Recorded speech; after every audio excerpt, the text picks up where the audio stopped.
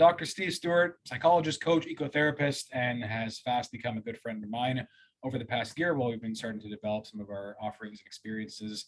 Really grateful to have him here this evening to give us an intro to ecotherapy, and just huge gratitude to you, Steve, for making the time and putting this together for us. With that, my friend, I will pass the floor over to you and take us away. Perfect. Thank you, Alex, and thanks to everyone that's joined this evening. I wanted to start by just mentioning the topic that we're talking about. It's huge. There's kind of so much to cover, and to try and kind of distill it into a concise, interesting talk in some ways feels quite a task. So I'm going to try and do my best, and hopefully there's going to be things that can be kind of both interesting, but also practical takeaways too. So the first thing I wanted to do in a second was, I'll give a brief introduction. A brief introduction to my background as well, and partly because I'm kind of wondering whether my journey, my personal journey, has would resonate with other people in terms of this sense of a rediscovery or reconnection with nature in a new way as an adult. I wanted to give a bit of a background to eco-psychology as a field. So eco-psychology essentially is this marrying of ecology and the study of the natural world and nature, and psychology, the study of the mind. And as it stands as a discipline, it's relatively recent. So the 80s, 90s, and from there has been much more discussion, interest, and approaches developed around it. But as we know, connection with nature isn't new. This is something that's been going on across indigenous cultures for millennia. So the conversation partly is going to be about how and why have we found ourselves here. And when I say found ourselves here, I kind of in particular mean Western industrialized societies. So what's got us into this mess, essentially? What's been the impact on us as human beings and the natural world?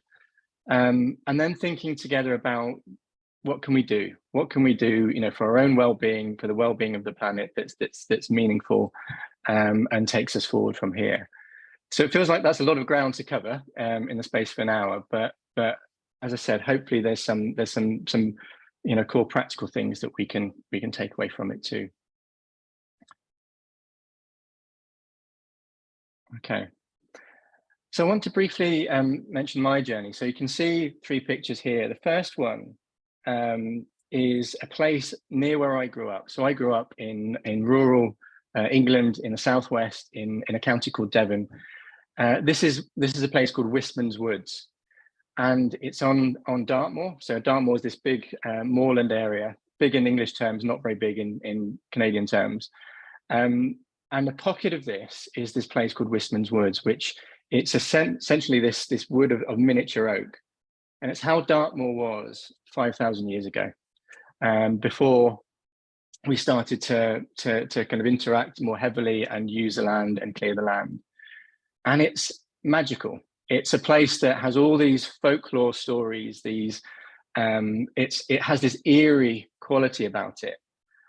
And it's a place that I know of now as an adult, having rediscovered it, but also for me, it captures some of the wonderment and the intrigue and the curiosity that I had for nature as a kid, as a child. And I remember my early life up until maybe the age of 10, being fascinated by birdsong and listening to the birds, and early memories of sitting on the front step with my grandmother, listening to birdsong early in the morning before anyone else woke up.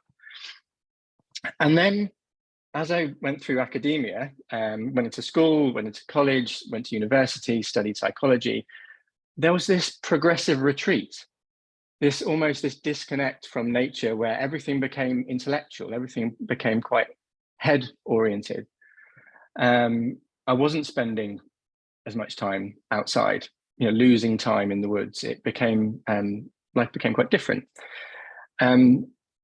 And the picture in the middle is, so I trained as a psychologist, initially as a clinical psychologist, and I worked with different businesses as a leadership coach, both in the UK, and this is in Singapore. So this is my office building, I think, is on the floor 33 of this building here.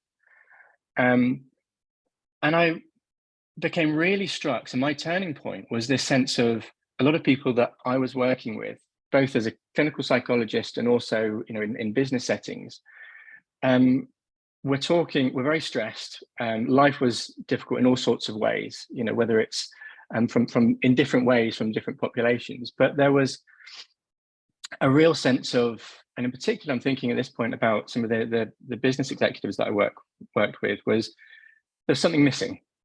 Something, there was a sense of curiosity that was missing, the connection with nature was missing. And I felt it too. And I was really struck by that. And I was really feeling like this isn't how I want to continue. So when my son was born, as we get to the third picture there, and this is my little boy, Austin, we ended up moving here to Ontario. And for me, there's been this sense of, I want a different level and different quality of nature connection for my children. And noticing that loss, that chunk in my life where I felt like I really lost that. And so my journey, both in terms of personally and professionally, has been about trying to rediscover the sense of what was lost. And I'm going to talk through some more of this kind of process of reconnection as we go through the talk. But the first thing I wanted to do to kick us off really is a very quick experiential exercise. So if people are willing to bear with me and indulge for 5 minutes or so, this is something that I do, a practice that I use quite a lot with my clients as a psychologist. Often in all sorts of ways. Often it's one of the things that people find kind of really helpful in terms of us regulating our nervous systems. So if people are able to just take a moment to sit comfortably in your chair, maybe find your feet planted on the ground, and just begin by taking a few slow, gentle, deep breaths. So breathing in through your belly. So as we breathe, when we're feeling tense, when we're feeling stressed, often we're breathing higher up and it's often more shallow. So this is about really slowing down our breathing through our belly, almost as if there's a balloon in our stomach that we're filling with air and then letting all the air go. And as you do so, getting a sense of your feet being planted on the earth, on the ground, maybe feeling held and supported by your chair.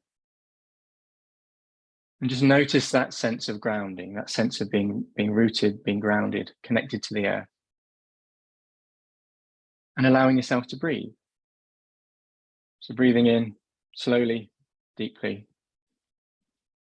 Allowing your body to find its own rhythm. So tuning into the intuitive wisdom in your body about how your body wants to breathe. This slow, gentle, deep breath. And as you connect to the earth, to the ground, connecting to the anchor of your breath, allow your mind to wander to a place. And this is a place, maybe a place in nature, a place that you find, or it could be somewhere that you know. It could be a place that is a complete figment of your imagination, but a place for you that feels inviting, that feels restorative, that feels welcoming, that feels calm.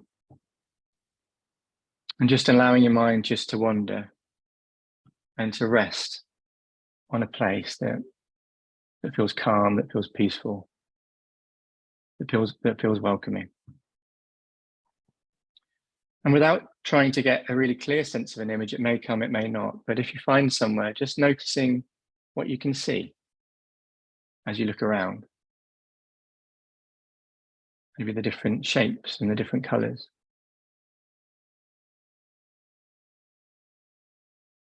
The sky.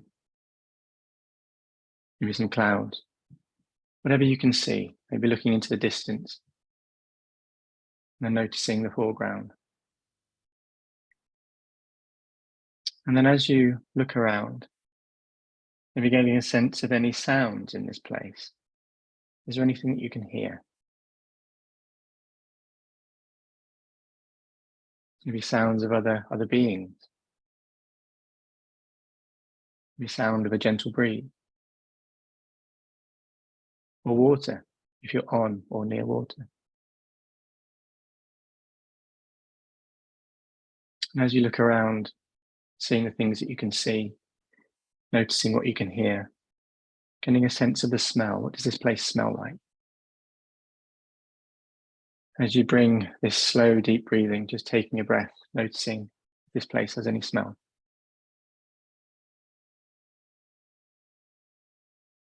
And then maybe noticing the temperature, the warmth of this place.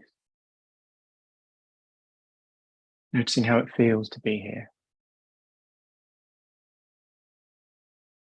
But really getting a sense that this place is alive. This place is sentient. This place knows you.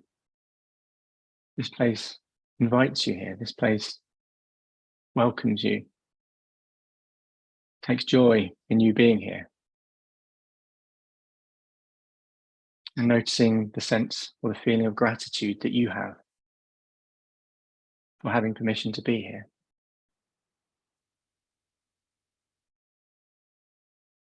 Noticing that sense of connection. As you look around, noticing the sounds, the smell, and the feeling, the felt sense of being here.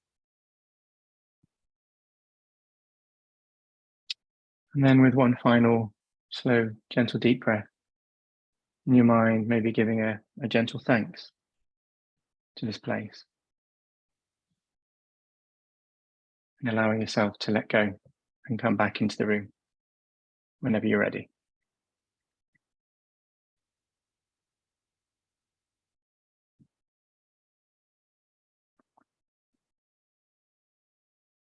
Okay, well, thank you for doing that to kick things off this evening. And I'm curious if anyone wants to make any comments in the chat about anything that they experienced, anything that they noticed, any comment at all on what that was like for them.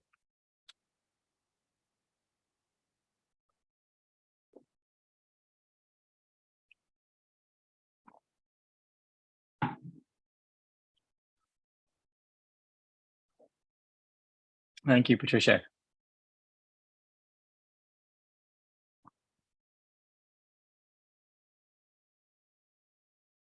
Yeah, just echoing what's in the chat there for me, like just a real sense of grounding, sense of ease coming over myself. Okay, perfect, thank you.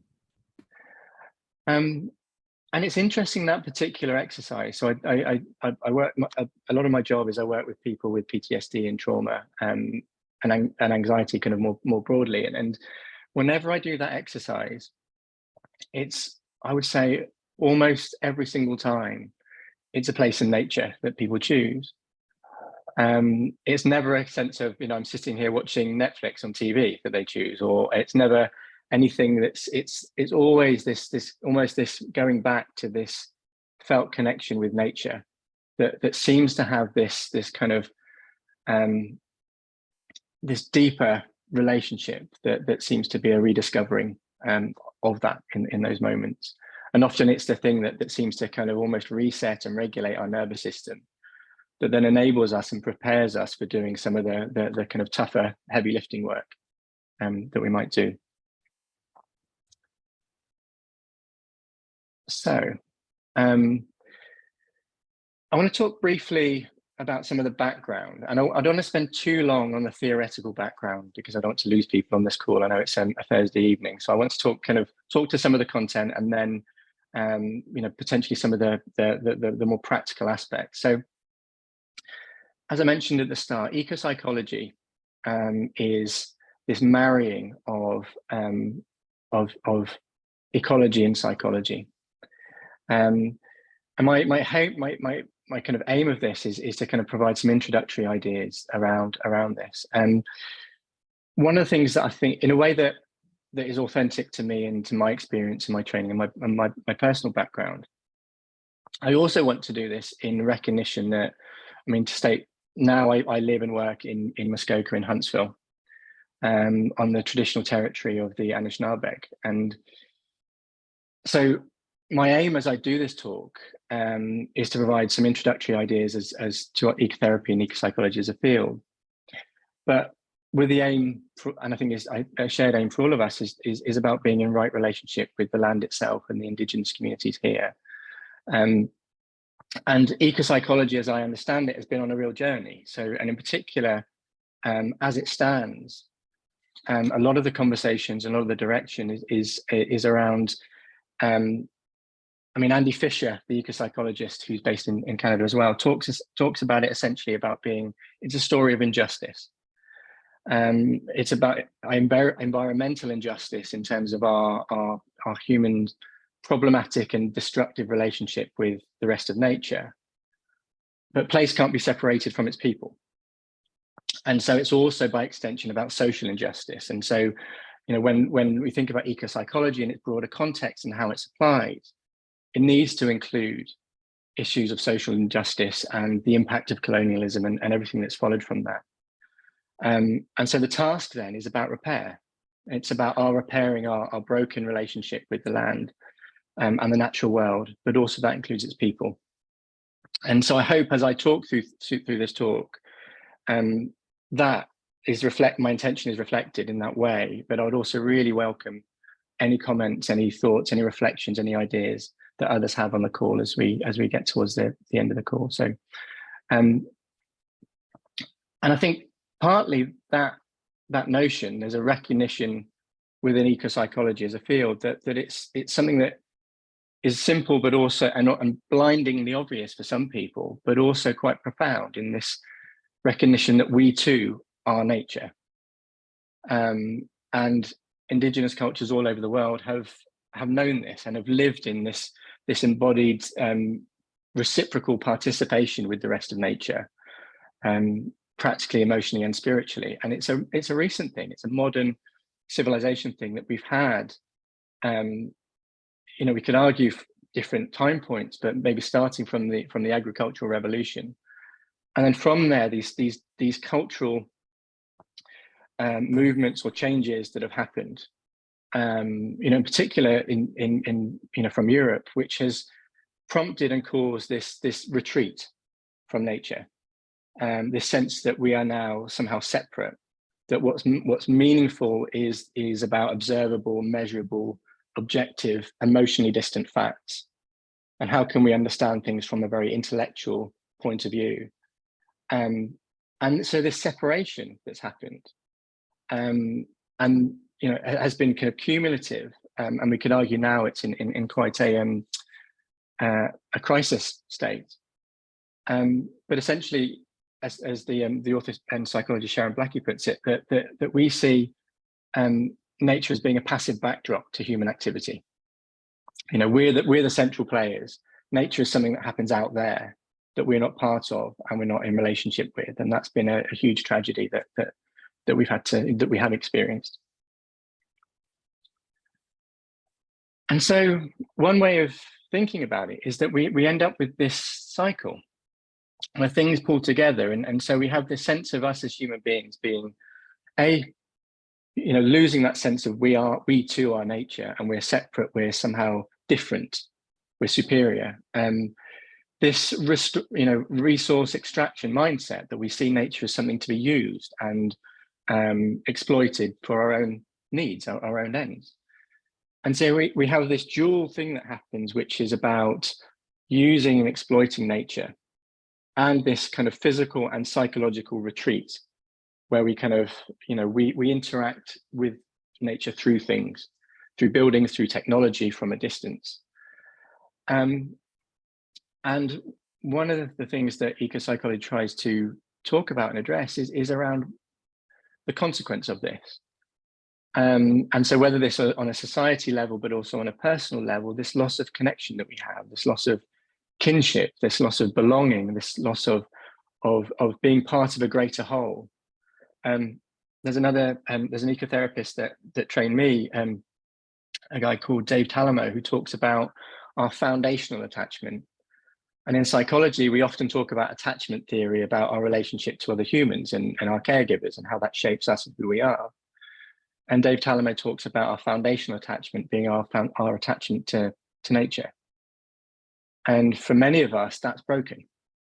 And so when that happens, you know, and we know this with human to human attachment, when that's broken, we're unprepared and unable to cope with many aspects of life. We're unable to regulate our emotions.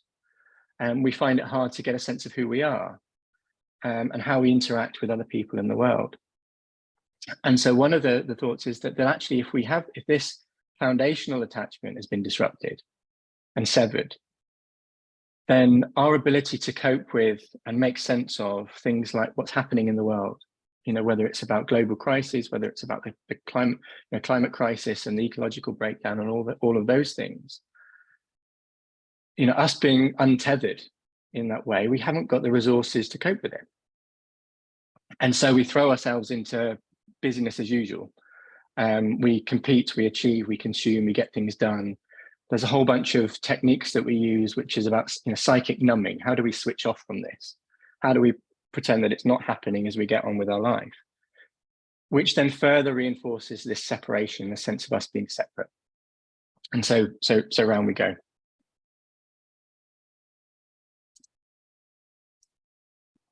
And I don't want to dwell on this too much, but just some really a quick look at some statistics.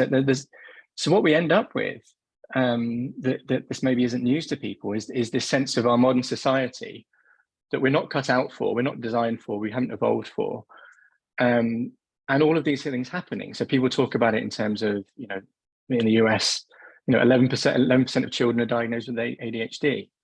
There's a relatively old now survey study where they looked at where adults spend their time, and I think this was North America, and I think it might have included Canada as well, where the sense that adults spend 90% of our time indoors. The mental health issues, including anxiety and depression, have been quite significant and increasing, and in the pandemic, that's got increasingly worse. And so the task then becomes, and this is where I think ecotherapy really kind of comes in, is how do we, is this part of the solution? And we get back to this central premise that if we are nature, not separate from it, what changes? What changes to how we see our place in the world? What changes to how we behave and what we do? What changes to how we feel? And some of these things might be quite subtle. Some of these things might be quite significant. You know, that if we do see ourselves as part of a greater whole, that there's a sense of belonging and kinship both to the natural world and to other people. If it's a sense of we are nature, then we get this deeper sense that harm that's happening is self-harm. And then there's a burning, you know, platform then to kind of, how do we protect what we love? How do we protect nature as an extension of who we are? And a person that can put it a lot better than I can is the professor and author, the Native American professor Robin Wall Kimmerer, who said, knowing that you love the earth changes you, activates you to defend and protect and celebrate. But when you feel that the earth loves you in return, that feeling transforms the relationship from a one-way street into a sacred bond.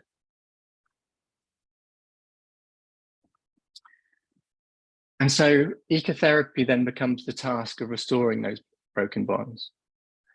And as I mentioned, that indigenous cultures and communities and understanding and wisdom and practices has been around for millennia, and it's our job, I think, as industrialized societies to try and get with the program and to think about how can we do things differently. And so when ecotherapy has been thought of in a more of a therapeutic context, there's been various forms that have come about, whether it's adventure therapy, horticultural therapy, equine assisted therapy, wilderness therapy. And a key thing, and I speak as a psychologist that has been trained and has worked in more kind of Western traditional ways, that that we often talk about the biopsychosocial model. So when we understand what people go through, we think about their biology, their psychology, and the social impacts on them. But it's very biology and very psychology heavy. And often the problems are located within the individual. So it's a sense of, if this person were to think differently, if they were to challenge or understand and challenge their negative thoughts, their cognitive distortions, if there's something wrong with their brain chemistry, and it's often in a one-to-one setting. You know, a therapist and a client working one-to-one to think about their problem. So the problem and the solution is often located within the individual. And there are, I think, a lot of psychologists do think more broadly than this, but ecotherapy, and one of the things that I love about it is that it frames this quite differently. That it frames the problem as being the human nature relationship and also the solution. And if that's where the repair needs to happen, if that's where the work needs to happen, then it's not pathologizing. And also there's so much more that we get to work with. And so one of the questions it poses is that perhaps all of these mental health statistics, all of the things that we go through, that people talk about in terms of how they're feeling, that often we feel bad as if it's some kind of a character flaw, potentially, actually, perhaps this is a normal reaction to an abnormal way of living. So the picture I've got there kind of speaks to it all, really.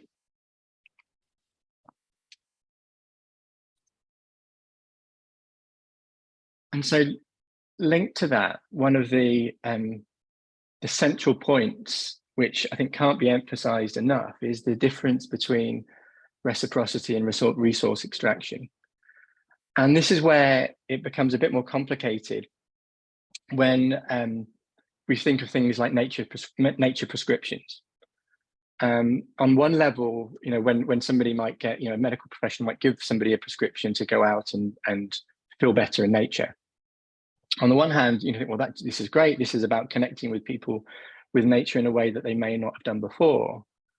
But the caution with it is that if this is about I go into nature to make me feel good and it's one way, then we're kind of still in this resource extraction mindset still. It's about I'm still using nature as a resource for me, rather than this sense of reciprocity. And if anyone is familiar with Joanna Macy and her work on active hope and the work that reconnects, speaks to this really well, that this is, you know, because this relationship between the self and the world is reciprocal, it's not a matter of first getting enlightened or saved and then acting. As we work to heal the earth heals us. No need to wait. And as we care enough to take risks, we loosen the grip of ego and begin to come home to our true nature, which is part of nature.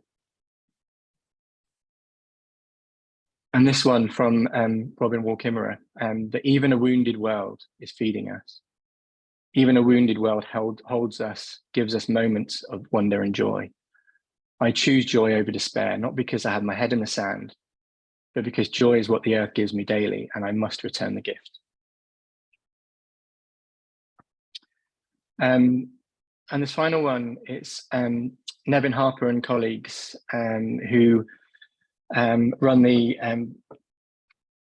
human nature counselling practice in Victoria in British Columbia, and they've done a lot of work, both in terms of training other people, but their own practice and thinking about ecotherapy and nature-based therapy. And they mention it very clearly too, that the nature-based therapy should not be it's not an expression of using nature as a resource, but rather joining nature in a healing partnership.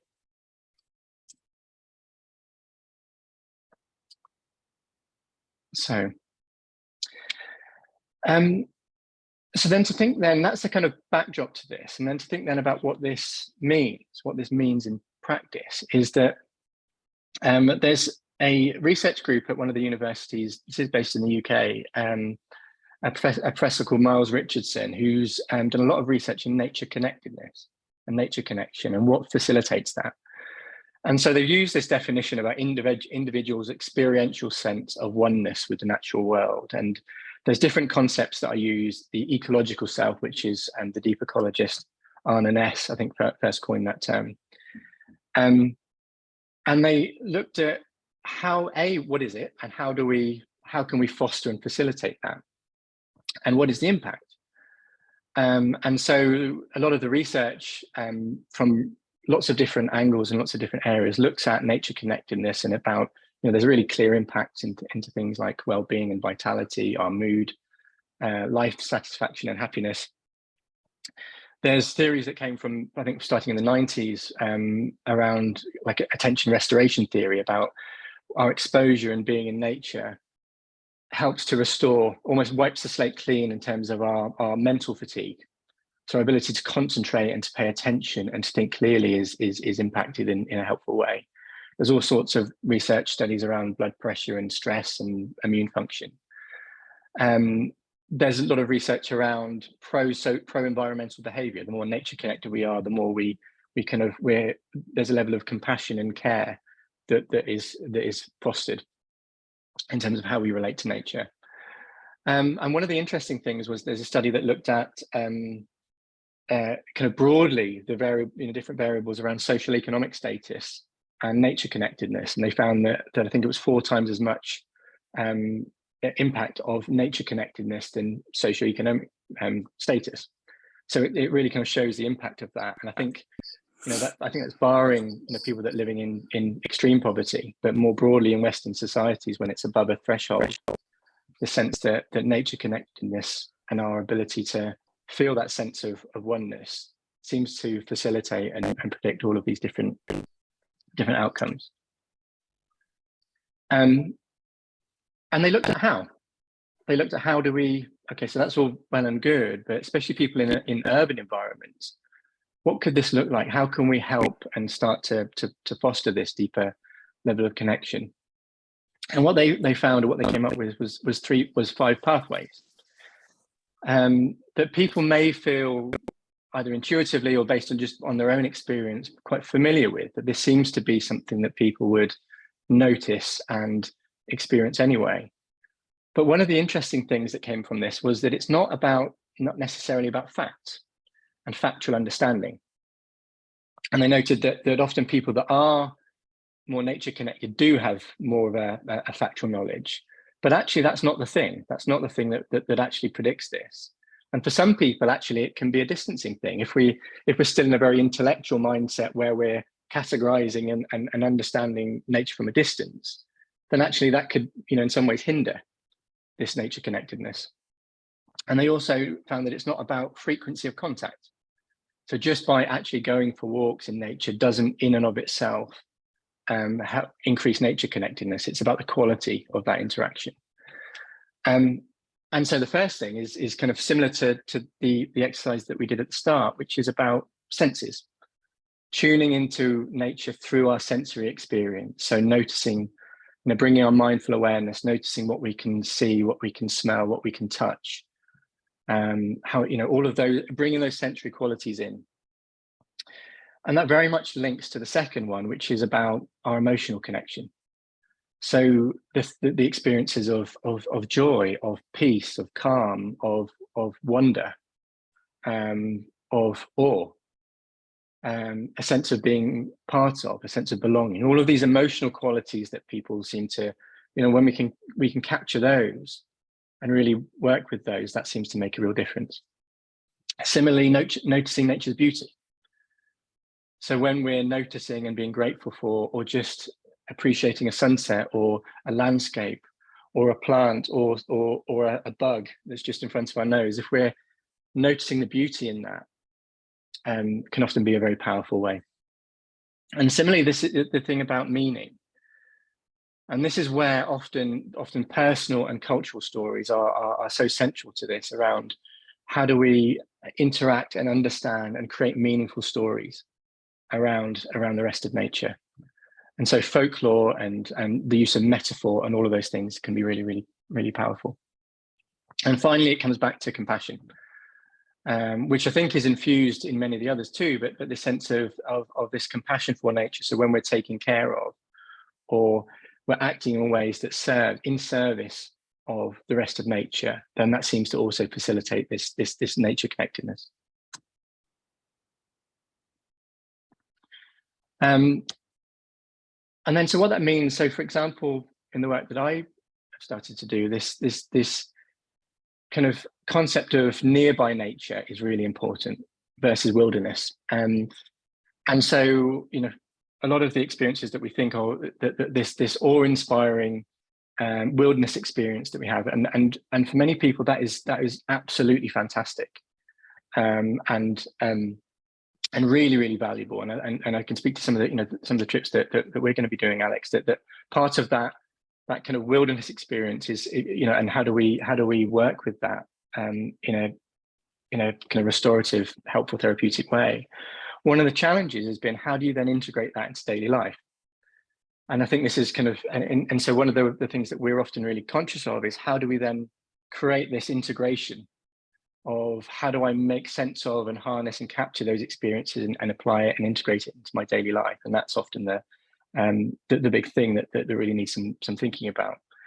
In addition, you know, there's the concept of nearby nature. So how do we, and often it's talked about as this kind of difference between a holiday romance and a marriage, you know, that if we've got this regular, access or interaction with nature that's right on our doorstep, it may be in an urban setting, but really kind of tapping into that as being meaningful, as well as, you know, opportunities for more wilderness experiences. Both of those can really have their own place. And we know that this has an impact around really regulating our nervous systems. You know, this really helps us, this sense of that foundational attachment. One of the things that we can really think about is about the impact of journeys. And I know Alex can really talk to this, about the testament of, you know, when even canoe trips, where you've got this physical journey that mirrors and maps onto a kind of emotional or metaphorical or kind of personal journey. And how do we really make links between those two and really kind of get the best out of those two? So I'm conscious of the time, so I don't want to kind of take too much more space talking about it, and I want to leave time for questions and any conversation. So just a few things in terms of personal practice. So first thing, you know, bringing back the senses. So this is about as many times or as often as we can, going out and really noticing our sensory experience, whether that's hands in the dirt, whether that's about kind of looking, smelling, feeling what's around us, and the sense of tracking what's going on within and without, and noticing how the inner and the outer might be reflected and relating to each other. This picture is my youngest, Rowan, who spent quite a long time just staring. I think he'd found a bug and I think he was looking for it again, but the sense of curiosity and wonder. And this is something that I know I felt I really lost. And I'm clawing back, is this sense of wonderment, this deep curiosity. The people that are familiar with the work of John Young and the Coyote's Guide to Connecting with Nature will often talk about this wonder and curiosity. And a couple of core routines or practices that they talk about that can be really important is, the first one is the sit spot. And this is a regular practice to do, and it could be in our backyard, it could be somewhere that's ideally close to us, where we just sit and pay attention, maybe noticing all of that sensory experience, letting us absorb what's happening, what we're noticing the subtle changes over that time across seasons, as we regularly cultivate this deeper relationship with this place. And the story of the day is another one, which is often, and a lot of different forms of therapy, a lot of wilderness experiences, a lot of practices involve this some kind of a solo time in nature, and a direct experience followed by some kind of harvesting of that experience. So whether that's telling somebody else or whether that's journaling, of capturing and harnessing, you know, what that meant, or any insights or any meaning from that experience. And then finally, a couple of things. So one of the things that Dave Talamo, the person that trained me, used to talk about was go find something. So go find something that, and this wisdom that the answer is there. Go find something that reflects how you feel. Go find something that your eyes like, or go find something that can can hold this space for you.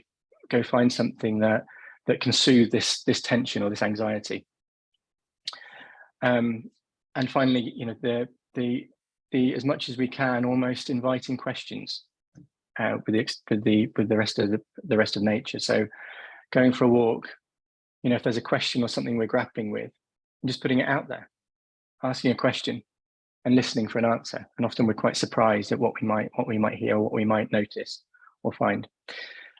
Very quickly, the 3 good things in nature relates to the Miles Richardson work, where they did that specifically in urban settings, where they got people to notice and record on this app 3 good things they noticed each day in nature. And there was a significant difference over even just a week in terms of people's mood. So I thought I'll put that there too. And finally, the more we can really cultivate the sense of gratitude, sense of thanks, feels above anything. And Joanna Macy talks about this a lot. It's one of the most powerful things that we can do. So in summary, instructions for living a life: pay attention, be astonished, and tell about it, from Mary Oliver. And in a state of awe, we feel humbled, but in a state of wonder, we feel possible. Thank you.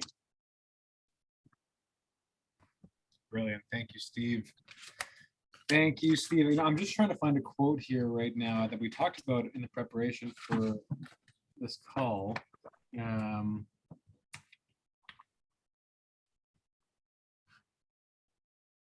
Yeah, it's by Martin Shaw, this brilliant storyteller, who I think spent some time in that forest that you were talking about. He's from there. Yeah, absolutely. He worked, yeah, in Dartmoor. Yeah. It's just a small line, and it was part of a bigger sentence that he had said, but basically, like, talking about the essence of wonder and awe as this powerful force to relate to not only nature but the world around us. And he had said that reverie, like, wonder leads to reverie, and reverie leads to participation. And if we can actually begin to participate in the bigger picture that's happening within nature, that we are inherently a part of, something else magical comes into play. I was also talking about some of the core routines there, inner tracking. I'll just put in, you know, I did a wilderness skills course. It was like a weekend a month for a number of years ago. And on the very first evening, I was taught by a man by the name of Chris Gilmore, brilliant mentor, uses the Coyote mentorship as well, like, just fantastic person. And the first weekend we were up in Bracebridge in the middle of February, tracking wolves and all kinds of things and just having a good time outside. And he basically started the weekend by saying, you know, as the world spins, gravity wants to make everything flat. That's the role of gravity. And so he said, if anything that's not flat is inherently a track of some kind. And so starting off at, like, the most accessible, simple to understand thing, like you can imagine walking in the mud, you left a track, that piece of mud is no longer flat. Animal leaves a track, not flat.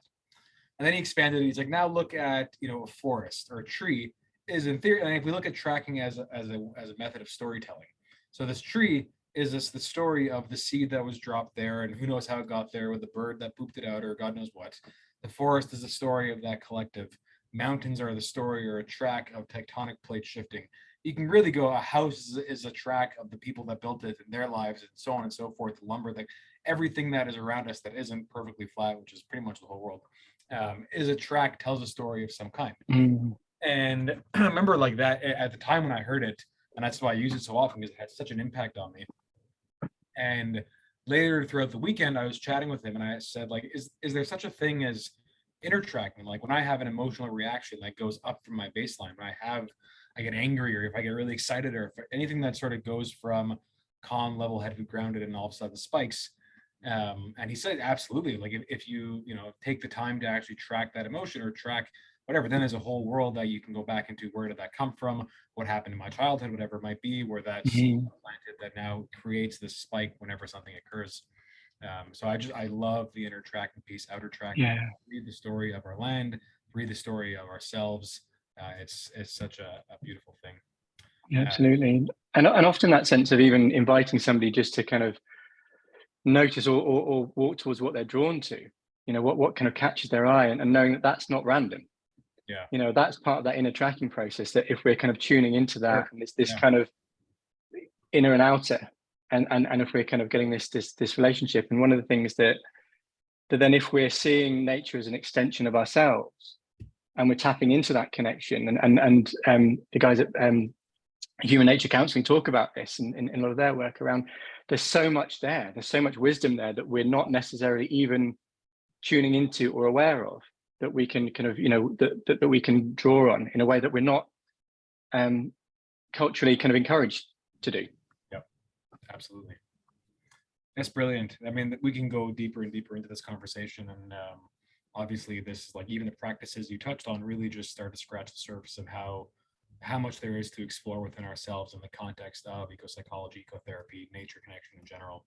And I will just put in, like, part of the beautiful outcomes of some of these talks is that we get to put a little plug in about the trips that we run together with the facilitators.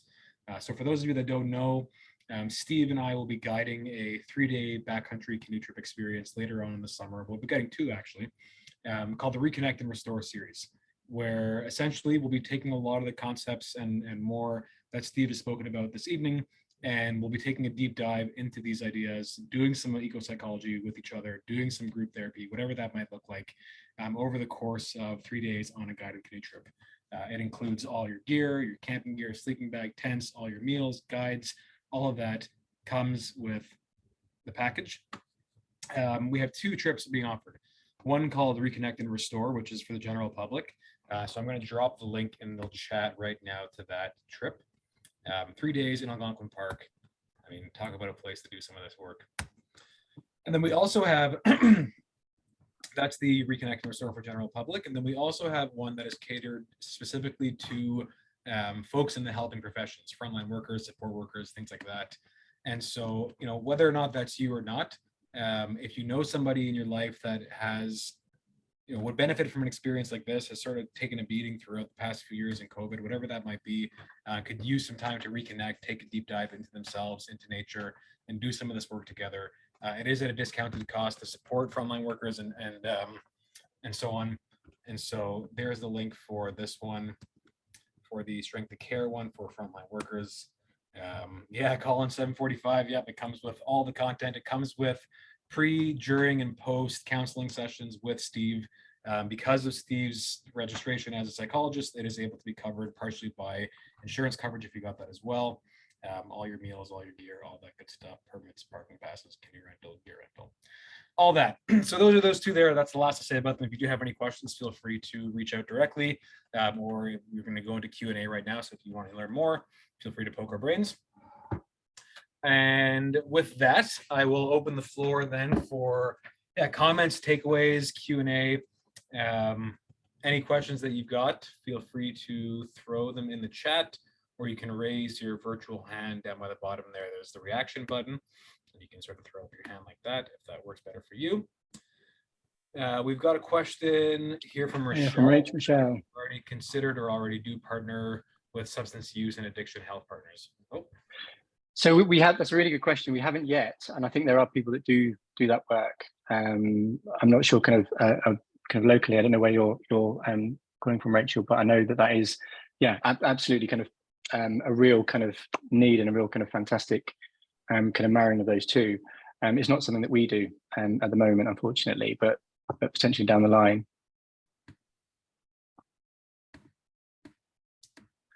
Awesome, thank you. And another one in here from John. Your thoughts on walk and talk therapy in nature, and any advice here? Okay, John. So are you talking? Yeah. So I mean, I don't know whether you're talking as a participant or as somebody that's wanting to practice this.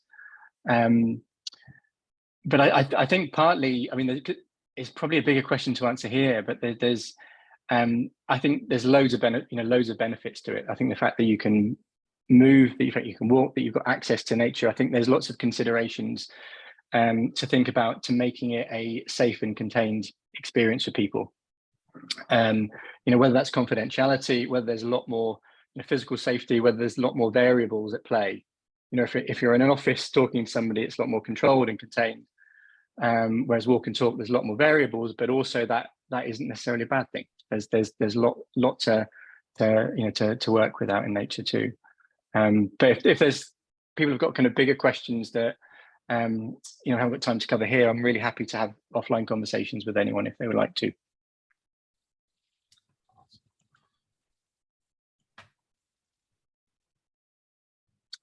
Yeah, any other final questions or thoughts or comments that people would like to mention before we finish? Thank you, Julie. Right on.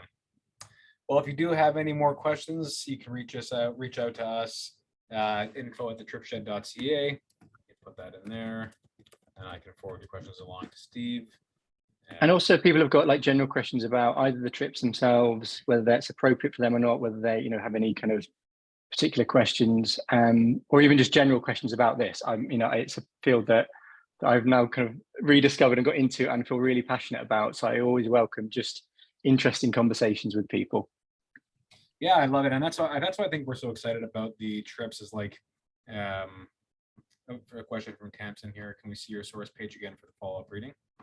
You can just go back to that. Yeah, the beauty of these trips is that, like, I think a lot of this work needs to happen in practice, needs to happen experientially versus like reading about it is great, of course, to deepen your knowledge, but if just reading something, you kind of just keep it in your head and it stays in your head, and then you're figuring it out with your head and all this stuff. To actually have a group that holds space, to have somebody facilitating an experience where you're actually putting it into practice in the moment, I found for myself through my own journeys has been so beneficial. So about that. And just to mention really quickly on the resources page, so the Richard Louv website, so he's the one that did the book The Last Child in the Woods and Vitamin N. So there's loads of resources on there. And the other one as well, that the link, the Miles Richardson link, that's a link to a Nature Connection handbook. So it talks a bit in more detail about those pathways, and then some practical tips and examples about how to work with those different pathways too. So they're two particularly useful resources. Coyote Guide too. Got mine sitting on my desk at all times. It's a big, beefy book that's got a lot of content in it, as well as like a whole section just on different activities, games, core routines, practices. I don't think I've actually read it started back yet. Is that this one? The we do a Coyote's Guide. Yeah. So that, Cassandra, that would be a really good one. The Coyote's Guide. Yeah, just to like have as a check-in resource. Read it in whatever way you read it, but really, really useful book. The other one, again, it's by Nevin Harper and his colleagues, Nature-Based Therapy. They're the guys that do the work at the Human Nature Counselling over in BC, and I think it's a couple of years old, and it's a really good one too. Awesome. Cassandra, did some of these answer your questions? I'm not sure if that's yeah. Good for you. Awesome. Rock and roll. Well, my friends, thank you all so much for joining us this evening. Whether or not we see you on the trail, I hope that you go into the rest of the day, night, week, life with a bit more knowledge than you came in with this evening. So thank you so much for giving us the chance to be able to share this. Definitely let's throw in some last big thanks and gratitude to Steve in the chat for giving us his time this evening. And with that, my friends, we will call the evening complete. Have a good night, and we'll see you hopefully somewhere outside. Thank you, everyone. Take care.